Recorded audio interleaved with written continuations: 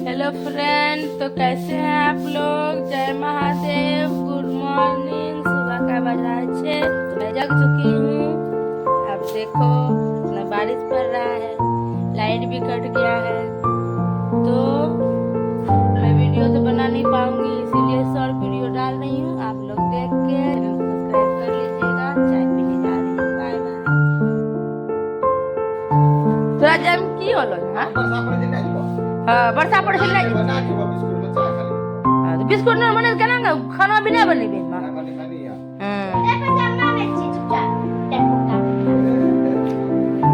ये नहीं नो नहीं लिए बिस्कुट, बच्चा के भेजे है झड़ियों। अपनो ने जाबा पास कौन पेस्ट ना ना मजा आतो से बारिश में कखनी धूप के खा ले।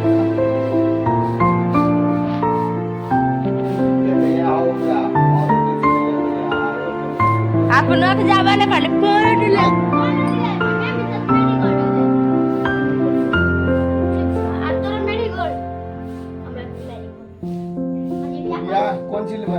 कुछ नहीं लेता मैं ना, कुछ नहीं खाई।